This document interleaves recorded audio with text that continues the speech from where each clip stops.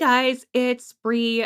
Before we get into this episode of Lake Crap, I did want to give a little bit of a content warning. The movie that we're covering is from the 1930s. Some of the language and terminology that we will be using to or referring to, it doesn't reflect us. It's again product of its time. We don't believe any of that. We don't condone that. But just wanted to give you guys a heads up and enjoy the show. Do you ever wonder why certain movies are simply a disaster? Are they truly garbage? Or perhaps they are misunderstood? Welcome to the main course of cinematic catastrophe that is Le Crap, with your gourmet, Chef Bri and Chef Gio.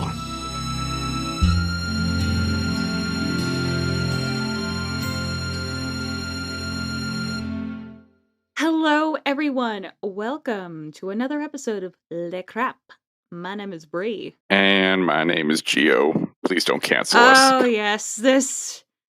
look, we're actually going with this seriously, but legitimately this movie might get us canceled. But I feel like before we get to that, let's have a little context about everyone's favorite period of time, the 1930s, where nothing bad happened. Yeah, everything was just real honky-dory. Nothing at all like economic troubles or racial disparity or the onset of a coming war. Nothing of the sort. Yeah, nothing topically relevant at all. On a serious note, this is something I wanted to do for a while, because we haven't really touched the golden age of Hollywood, and you were like, but it's the golden age. There's no terrible movies. And that, my friend, you would be totally fucking wrong, because there's always crap. Crap is like an Ouroboros.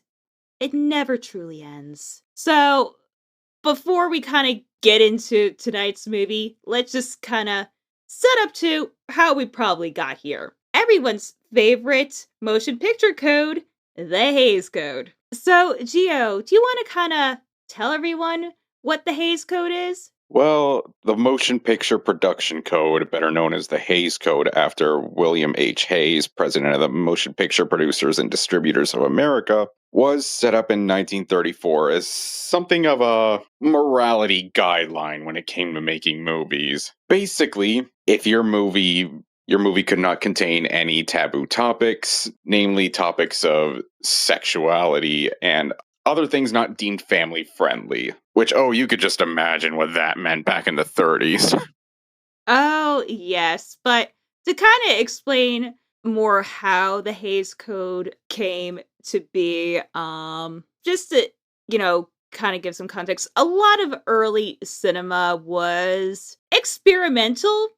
Some good ways, some questionable ways. So you would have a lot of things like smut films, nudity, other things kind of deemed not of the family-friendly nature. So the Hays Code, which actually, despite the name, was more closely associated with Joseph Breen, who was appointed to enforce the Hays Code.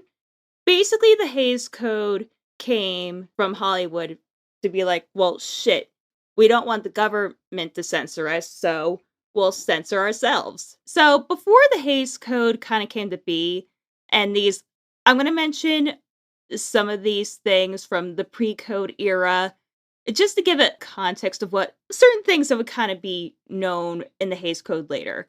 So some of the don't, so that was the bad, you don't want to do that or you're going to go to hell. Pointed profanity, either by title or lip, so that would include words like God, Lord, Jesus, Christ, unless, it's used in a religious context, or hell, son of a bitch, damn, God, and any other profane or vulgar expression. I love the fact that they differentiate between God and God. Like God and then God with a southern drawl. Like how Goofy would say it, which is hilarious to me. God, Mickey, that's pretty fucked up.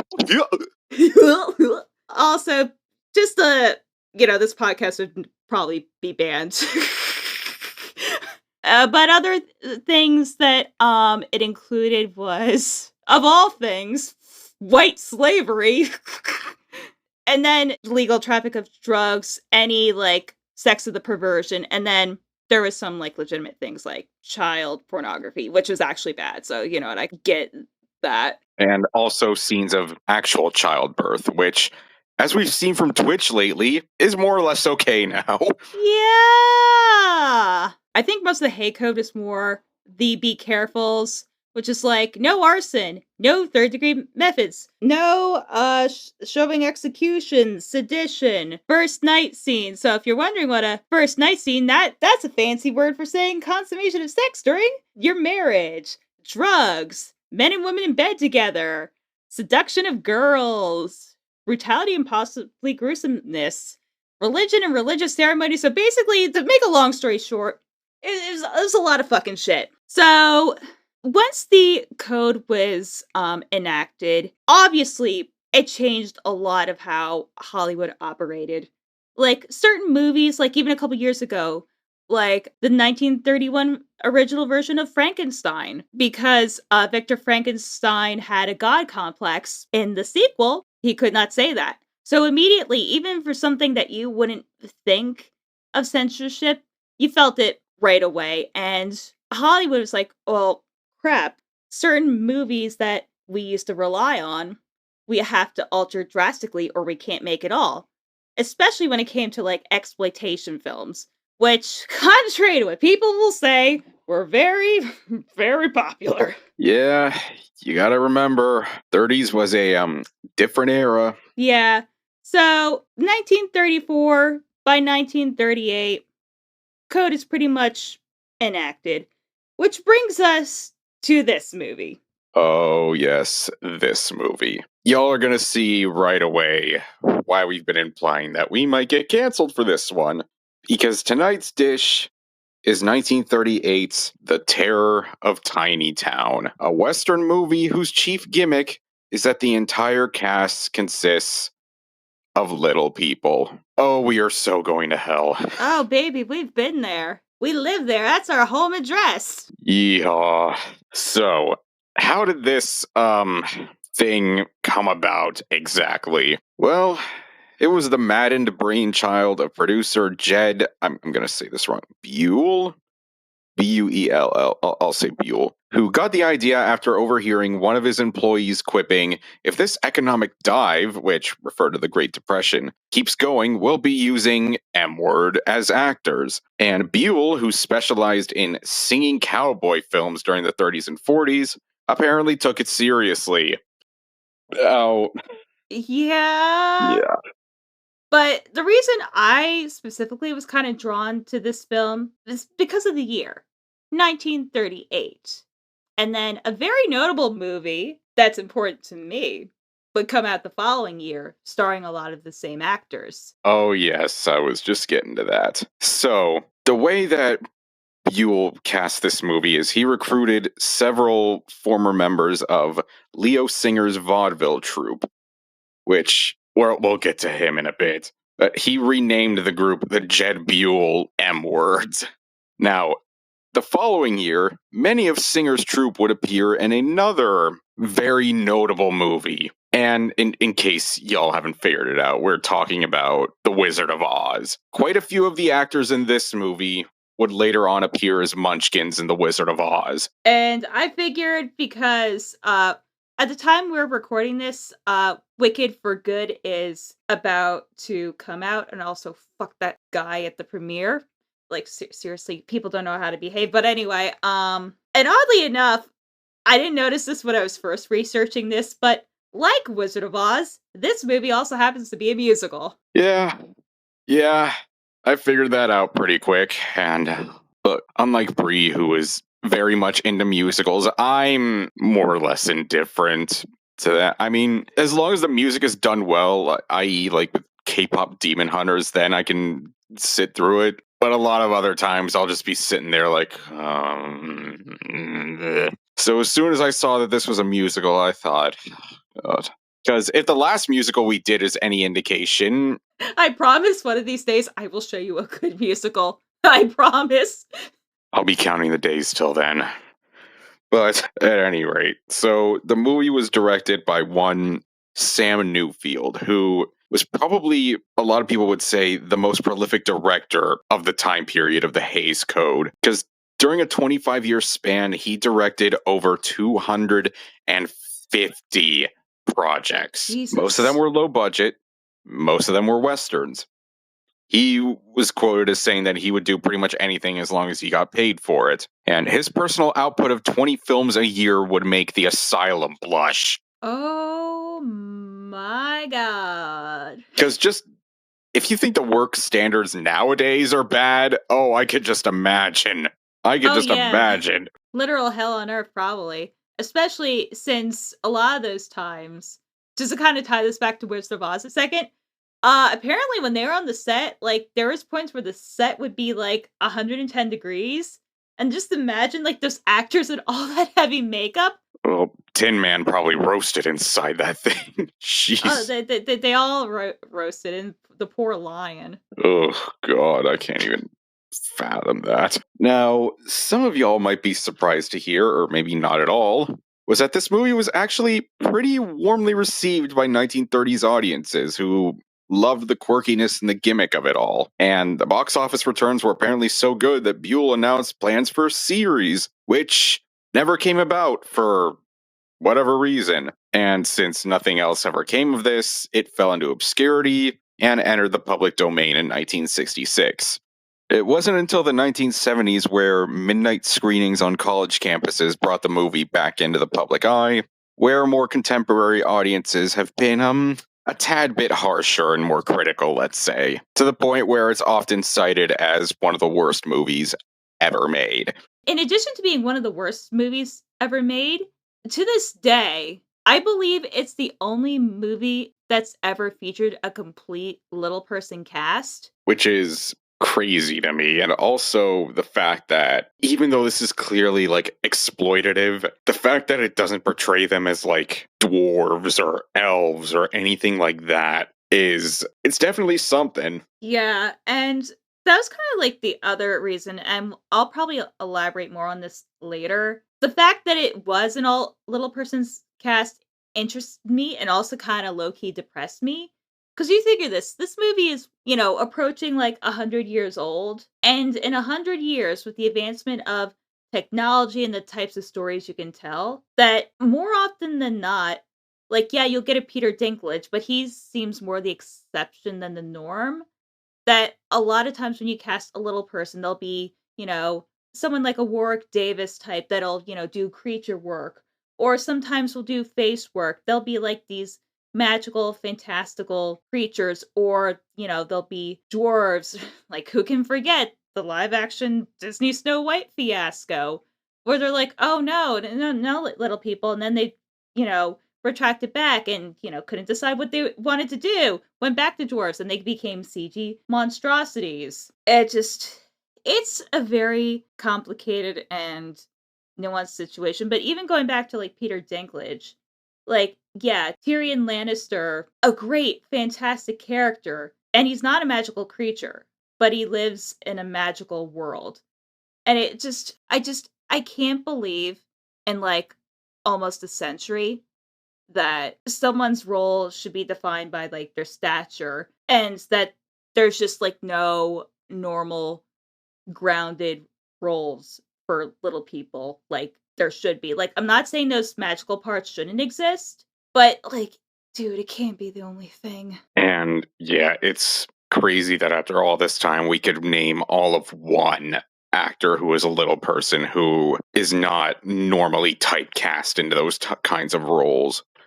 That is just majorly depressing. Not only that, but because dwarfism is a relatively common medical condition, some in more extreme cases than others, it's just ugh.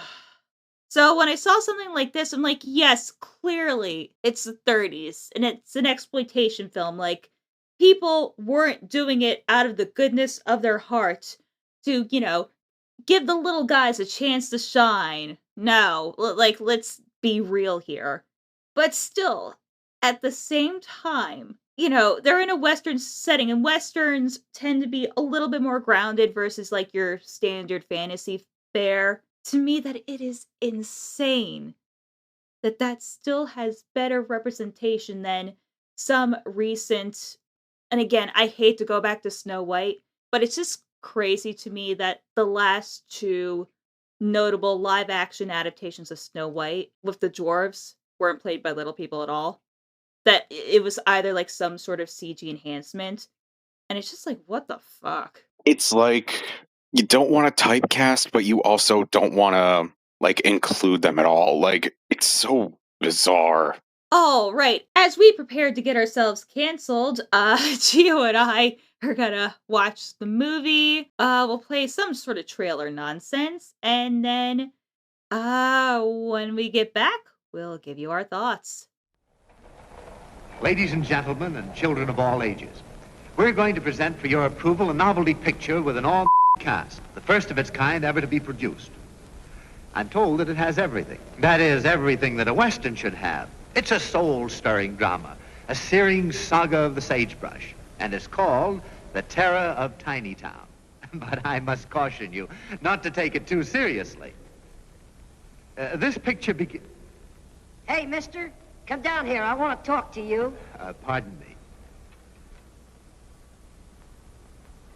Excuse me, there's a slight correction.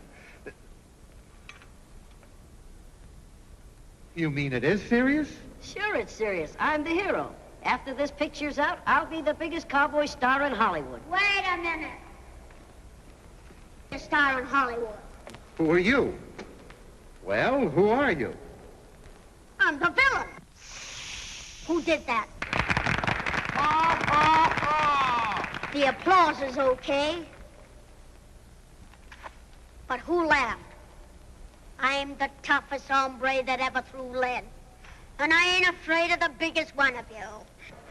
I'm the terror of Tiny Town. And that's the star part. That's what you think.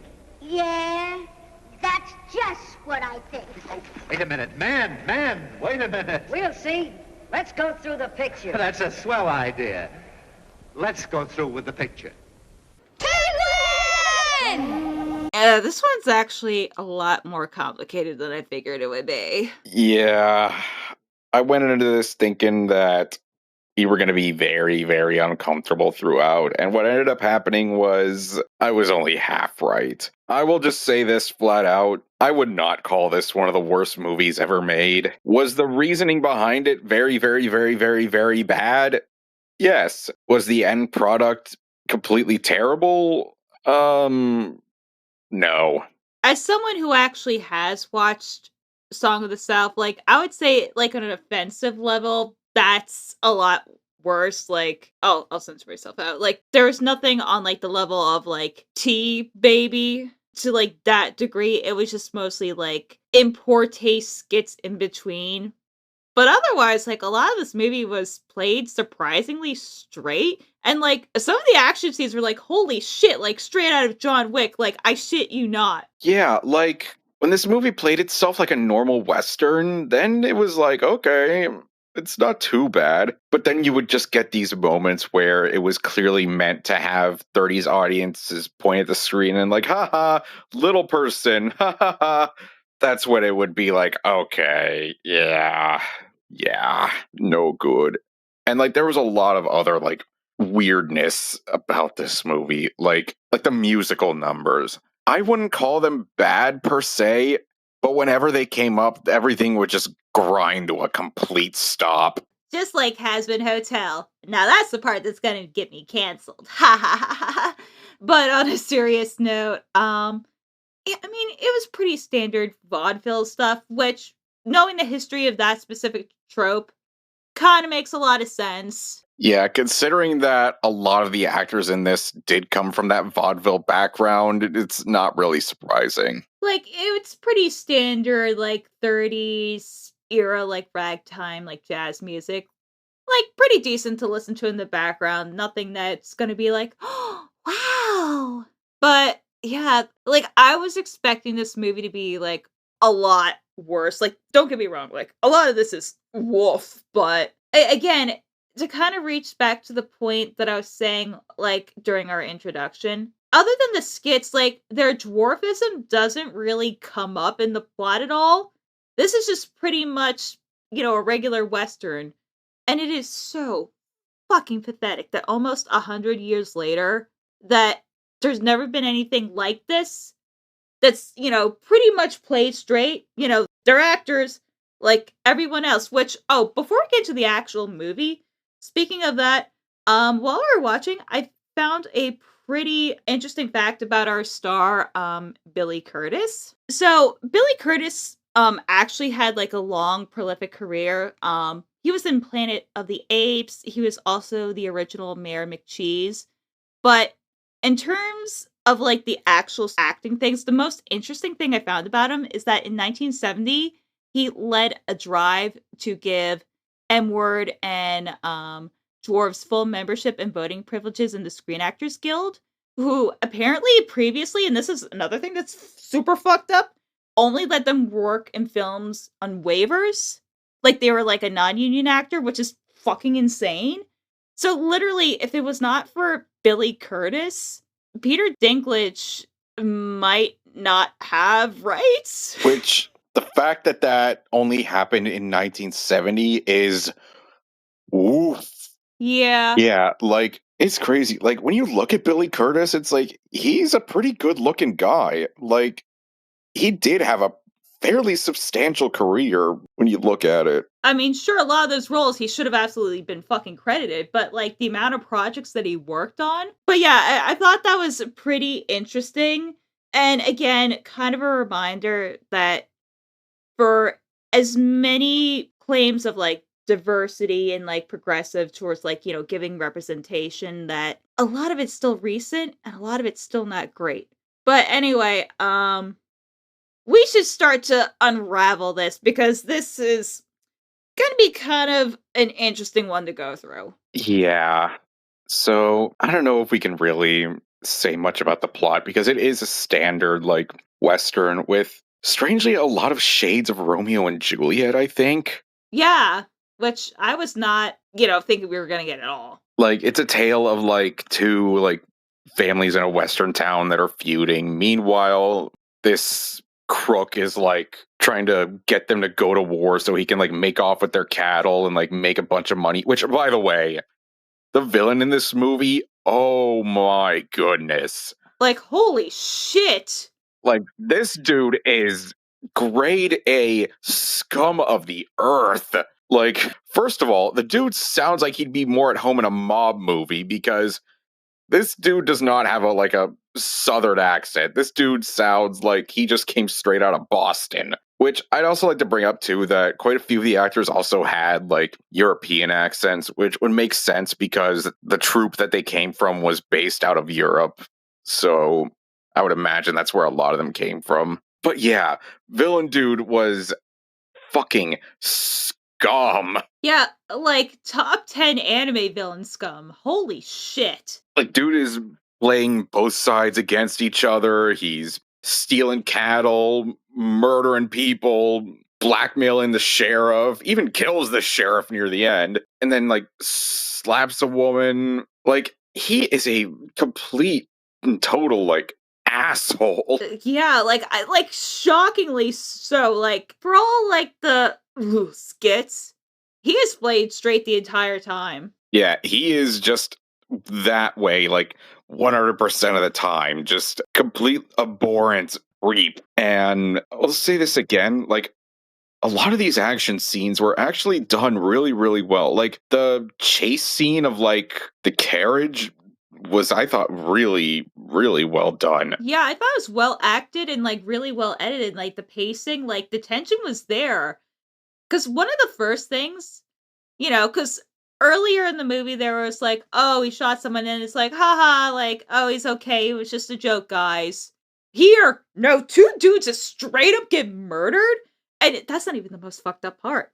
The most fucked up part is after they die, they put their dead bodies in the carriage. I wonder who those hombres are. Let's pick up their trail and see what they're up to.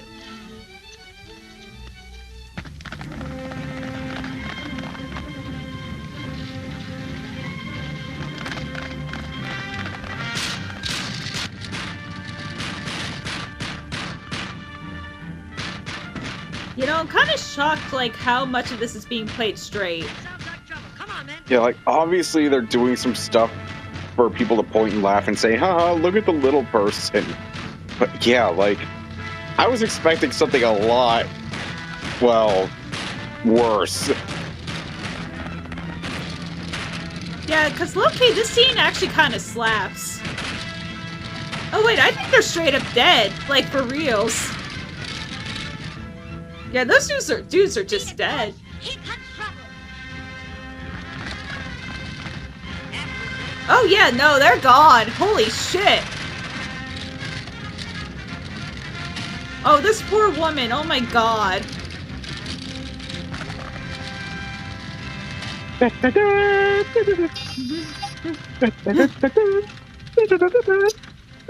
Yeah, I'm not gonna lie, that was surprisingly well, like, acted, cut, you know, shot, and, like, edited. Oh god, Tiny Town Stage and Express. Ugh. Yeah, right after we praise it, then we gotta remember, oh, right. Stop to it. We're not gonna talk about the dead dudes that are up I'll have front. the sheriff take you along when he goes after those outlaws. He needs more men like you. Lend me a Like, hand with those fellas on like- top, and we'll take the stage on in. Okay, okay, so we Just are. give me a hand with those corpses there, will you? Yeah. Someone will hang for I that. mean, the happy music. I'm like, dude, like, 2 people just got murdered in broad daylight. What the shit? Maybe you'd rather ride on top with me.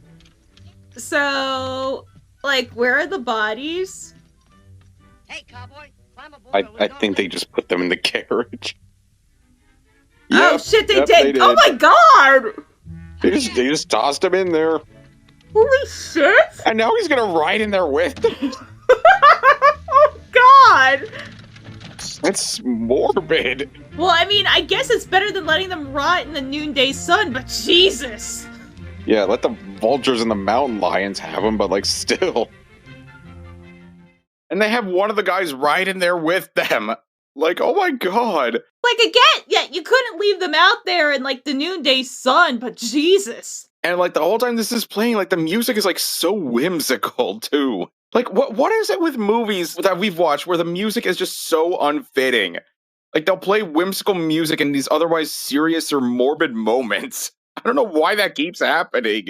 Yeah, they'll play, like, you know, a little xylophone as a puppy is getting put into the meat grinder. Like, that's the level of what the fuck is going on. But yeah, and then there's like the climactic scene at the end where our Billy Curtis's character is fighting him. Meanwhile, this dynamite was lit and is about to go off. And like the actual fight is like really kind of brutal. But yeah, it's been fine when it's played itself as a straight Western, but then when it starts to go to like the haha, look, they're short, point and laugh, that's when it's like, okay. Go ahead. You got it all your own way. I'll give you an even break. That's more than you did for me.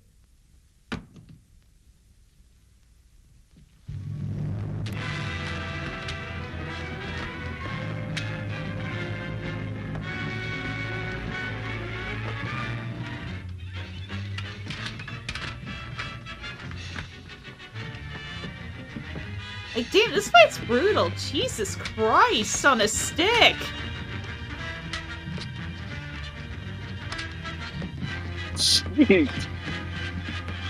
But again, it kind of feels like they wanted to play it for laughs.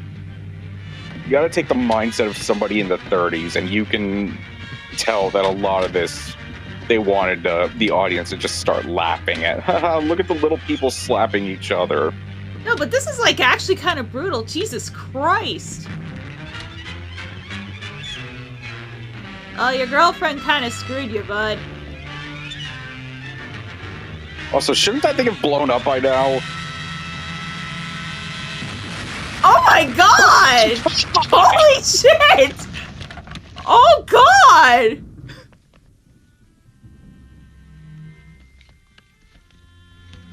I don't think that was a miniature. Holy fuck! I don't think so, but what happened? You just missed being an angel by about 3 seconds. Like, you would think this level of violence or like drinking of alcohol, because there's this one scene where the bartender is like just deep throating like 2 full glasses of beer. You would think this kind of stuff would be like taboo in the days of the code. And also the fact that more than once somebody like dies on screen and is shot and killed.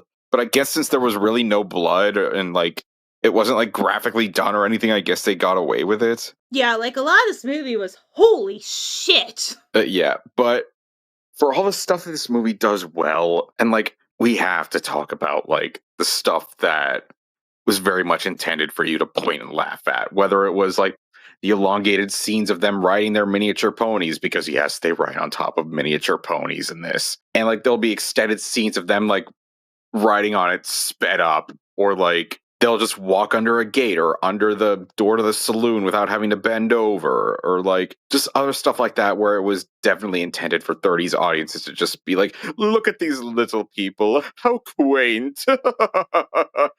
There's a lot of that. Yeah, there really is. I don't know what the ASMR voice there was for, but well, yeah, okay. Because I don't know. I mean, really, how else am I supposed to talk about this movie? Like, you know what? The reason my brain is broken, and you know what? I feel like we should address this. The goddamn fucking penguin. Okay, all right. I was trying to slow down and lead into it, but yeah, I guess we gotta talk about the penguin. So there's a few animals that pop up in this movie. You know, I brought out the miniature horses. There was this one little gag scene involving a duck. Like that stuff kind of makes sense. But then there's one scene where they go into a barber shop and they're having the little barbershop quartet sing along. And then they cut to a penguin for like 5 seconds, cut away from it, and it is never addressed, brought up, or seen or acknowledged. Why was it there? Like, why would a old Western town, a barber shop, have a penguin? And why is it never acknowledged or brought up again? It made no sense. Did they just rent out a penguin for a day and we're like, well, we got to use it somewhere?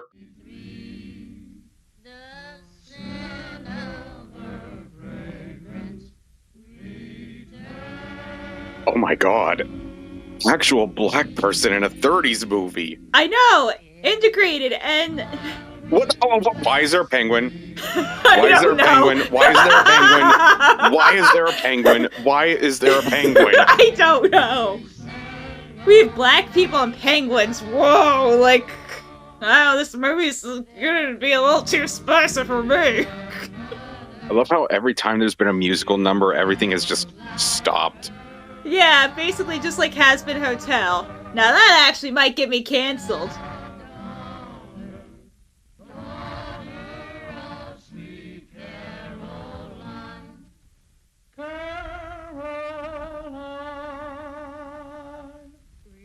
Okay, that was actually kind of funny.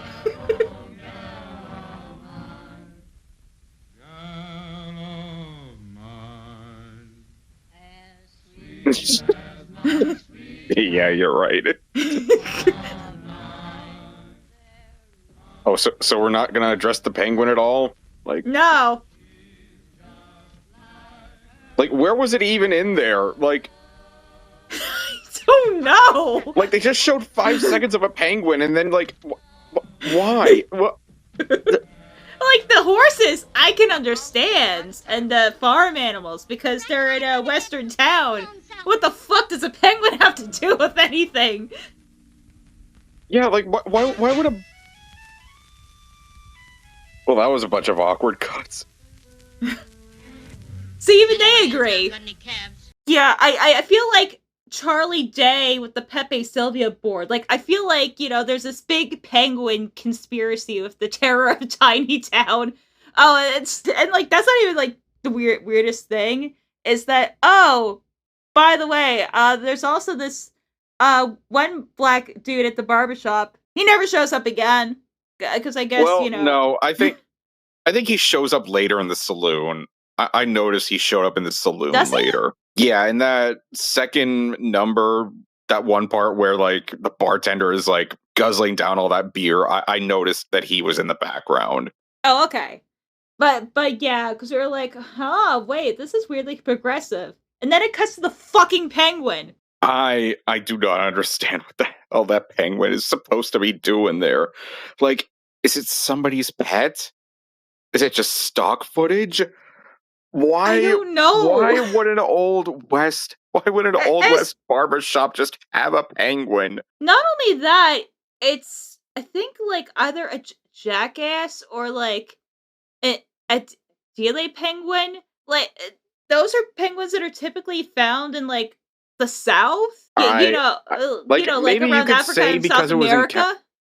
like, maybe you could say it was because they were in California, but then, like, it didn't feel like the right kind of penguin that you would see there. It just, it's so. I know we're kind of harping on this, but it is just so weirdly out of place amongst everything else. Like, you have the duck and, like, the farm animals, those make sense. Why?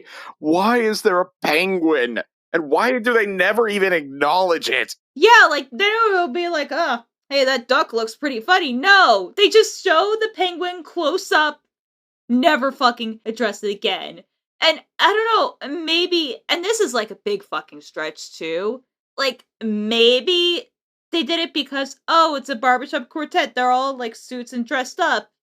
Penguins are in suits and dressed up, but they don't have like an emperor penguin. But again, I think that's bullshit too. I have no fucking idea why that goddamn penguin is there. Like, they don't even make like a joke out of it. They don't acknowledge it. They don't, and like none of the other shots inside the barber shop do you see it. I genuinely have no idea why it's even there to begin with.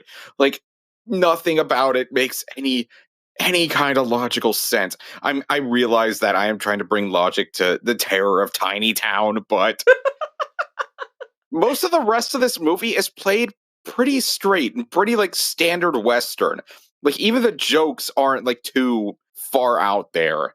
The really, really offensive ones aside. But just this penguin, it's just comes out of nowhere and is never addressed ever again. It just made no sense. I just like, and the fact that this movie is kind of fallen more to obscurity, like, there's no one alive or like anywhere written that I could even like find out and be like, okay, what's the deal with the fucking penguin? So I will forever have no answers. And that pisses me the fuck off. We should just make it trending on Twitter. Hashtag where is the penguin? Where's my goddamn penguin? Why is there a penguin in this goddamn western town? Where is it? Where'd the penguin go? Like, is the penguin secretly conspiring with the villain? Like, what does the penguin know? Is the penguin the actual villain?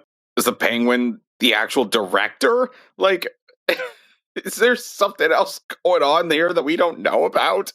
God, we really are turning into Charlie Day with the fucking Pepe Sylvia. That penguin fucking knows what he did. Watch one of us get like a letter in the mail one day, and it's just a picture of the penguin, and it's just like, we know who he is, with like no return address.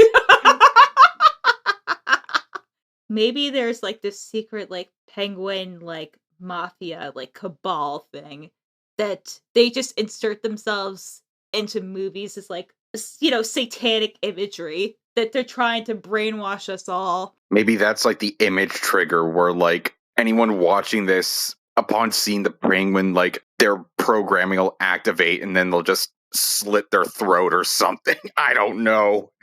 They'll be gay and do crime. They'll go out and like rob their parents or something. I just don't know. I cannot believe that this is what we're talking about. Is everything else about this movie, and we're harping on the fucking penguin. Cause like, I just want to know. Like, this is the greatest mystery. Everything else is like, I mean, I guess we should talk about the actresses a little bit, but this comes out of fucking nowhere and it's never addressed again. It's like toying with my emotions, my mental stability. If anybody knows, if anybody out there is listening and knows what the hell was going on with the penguin, please let us know. I might end up losing sleep at night over this. It like literally like X-Files this shit. Like, we need to know. We need the truth. The truth will be revealed. Somebody gets Scully and Mulder on this. I mean, it would bring the much needed bisexual energy, but Oh, that's a tale for another day. But yeah, like the action in this movie is actually really really well done, like with that chase scene or like these other shootout scenes or like that brawl at the end and then the well, we should talk about that because both of us we both audibly yelled, "Holy shit!" Because this is the 30s, so they did it for real, and I don't think that was a miniature. I think they did that, like, fucking for real. Oh yeah, so they have this long brawl at the end, and I mentioned before that while this is going on, like there's a stick of dynamite that's gonna explode. So Billy Curtis knocks Twisty McMustache out and runs out of the building. A villain guy wakes up and he pulls out his gun. He's gonna shoot Billy Curtis, and then just like Quentin Tarantino in Django Unchained, he just fucking explodes. Like, this whole house explodes, and it looks like it is a fucking full-size house that they did. Like, to me, it did not look like a miniature. If it was, then that was some of the most fucking convincing miniature work I've ever seen. But low-key, I think they just used, like, a house from, like, a previous movie and, like, blew that fucker up. Well, I should hope it was just a prop, because otherwise that would have meant they just blew up somebody's house. Like, somebody just rolled up later in the day, like, where the fuck is my house? God damn it. But apparently, that was a pretty common thing, because I read in, like, the 70s that the house that they used on Little House on the Prairie was blown up after the show ended. Y'all gotta be careful out there. If you agree to let somebody film in your house, chances are you're not getting that house back. Yeah, I hope you have some motherfucking good homeowners insurance. But yeah, this feels like a weird one to review because when it plays itself as a straight Western, there is a lot to like here. It's just when they go to like the obvious, like slapstick, point and laugh at the short people stuff. And like all this other weirdness, like about when the musical numbers start, everything just grinds to a complete halt. And like there's some weird editing cuts. And then, yes, of course, the fucking penguin. Oh, we should talk about some of the other characters. Like, the one guy who plays, like, the chef, cook, or whatever. Straight up, he's just the fucking Swedish chef. Oh yeah, like a lot of the cutaway like slapstick stuff involves like this Swedish chef guy. Like towards the beginning of the movie, he tries to like chase down this duck so he could cook it, and at one point the duck like bites him on the ass, but he doesn't even really bite him. It's just like a little bit of a nibble, but the guy acts like he just got chopped down on. He got like mauled, like he got ducked in the butt. He got bitten right in the quack. Fucking A. No, I should say quack. Quack, quack. I do not apologize. Quack. God, and yes, during the movie we did make the obligatory Affleck joke. Oh, Jesus Christ, no. That dude's dead. Holy crap. He's straight up dead. Oh, no, he's okay. No. I was like, oh, I didn't realize they were taking it that seriously. Someone go check on the duck. Yeah.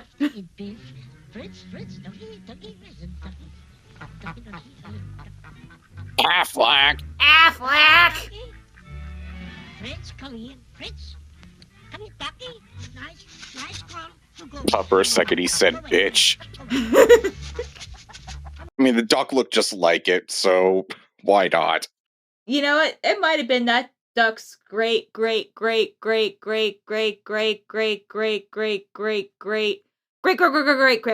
Could have been. Or maybe it was the same one. Oh, damn. This movie's just filled with conspiracies. The birds are the real villains. Maybe this was secretly a prequel to Birdemic. Like, I'm honestly debating whether or not to watch it, because I've seen, like, enough of Birdemic, and it's just like, do I really want to review it? Like, I feel like there's a better The Birds ripoff out there. Just, I feel like enough has been said about Birdemic that we don't need to subject ourselves to it. It's kind of like The Room in that regard, where it's like, what else is there to even talk about? But yeah, I wouldn't call this one of the worst movies ever. Was it made for really bad reasons? Yes. Was there actual talent behind it? also yes. And I think that's what keeps it from being a total, complete train wreck. Yeah, like the acting like isn't like oh, but it's like really decent. Like, during like the actual like non like, skit scenes, like they were really trying to play this like pretty straightforward and taking this very seriously, which I think keeps it from being completely insufferable. It's just kind of, like, weird and quirky, like, I get, unfortunately, why people were like, "Oh, wow, gee golly, Willikers in the '30s."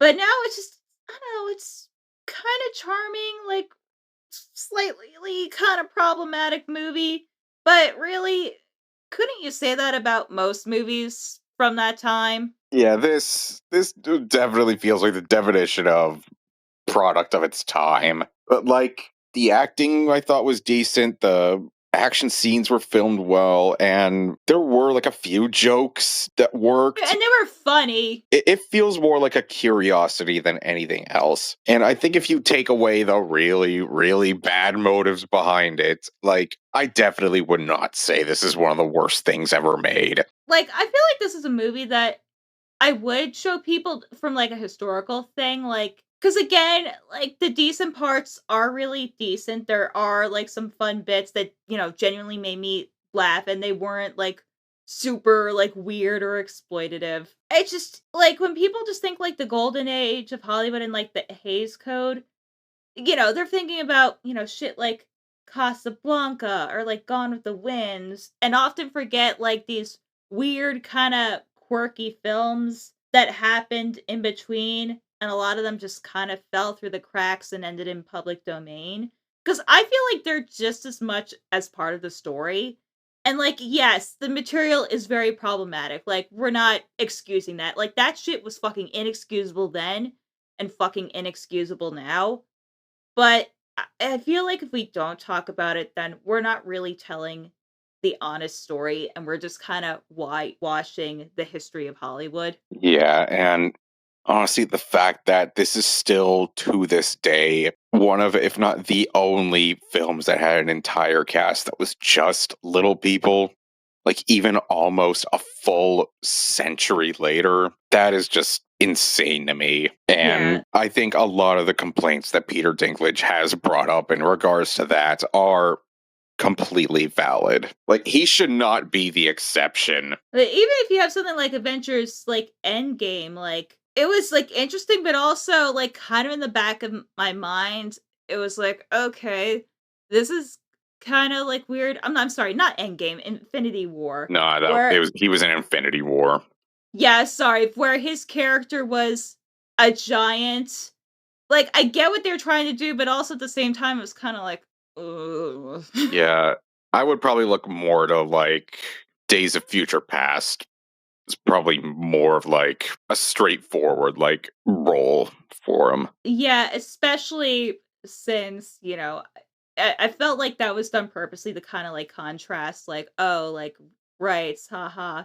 And he's done, like, some other stuff too, but again, as I said in the beginning, please just write roles, like, not every little person role has to be, "Oh, they're in this, like, magical dystopian world that, they're like a fucking, like, Ewok or, a monkey or, a droid." Like, give them, like, actual roles of substance, like, because even though this movie clearly was made for, like, capitalist, not good reasons, they're treated, like, for the most part, as, like, normal people, like, again, so straightforward, and it is, like, low key, this is actually kinda, like, pissing me off more so than when we started, that again, it is 2025. And even though a lot of rep for like queer actors or like, black actors isn't like great. I mean, when you think about it, like how many black actors have won an Oscar for something that didn't involve like slavery or, being like the help? It's just like Jesus Christ. Like, we gotta do fucking better. Yeah, like how often can we say that an actor of color or like someone with a disability won an award for a role where their race or their disability or their gender identity didn't factor into it? It goes back to a quote I heard once upon a time, like, how do you write a gay character? It's like you don't write a gay character, just write a character. It's the same thing when it should come to somebody with a disability. It's like, how do you write a character with a disability? It's like you don't. You write a character who happens to have a disability. Like that should not be at the complete forefront. Yeah, I'm not saying that you shouldn't have stories like that, because I think those kind of stories are still very important, but it can't be the end all be all. No, exactly. Like, it can't just be the only way for an actor to get work, is they have to play up to a certain trait that they have. Like, it's still important to have, but it can't be the only one. Well, on that penguin-laden conspiracy note, I think we're about done here. Gio, where can everyone find you? So, if you so choose, you can find me over at evking13.bsky.social. I love posting about my OCs. Just got a commission done of some certain girlfriends that I'm really, really loving right now. So, if you so choose, please head on over there. Yes, the best girls. And if you want to follow the other best girl, aka me, you can follow me at crazylemur.bsky.social. I'm also on Instagram at lemurs1, where I post my art, whether it's pumpkin form, drawings, whatever weirdness, pictures of my dog, and cooking. So if you like semi-wholesome content and not Bri completely off the rails, you can follow me there. And I think that wraps us up for our pre-holiday blitz. Next time we are like going full force. We're gonna cover the Christmas, the Hanukkahs. Should be a lot of fun. So I hope all of you guys have a happy Thanksgiving to those who celebrate. And next time we'll get right into it. Penguins, penguins, penguins, penguins, penguins, penguins, Penguins, penguins, penguins, penguins, penguins, penguins, Penguins!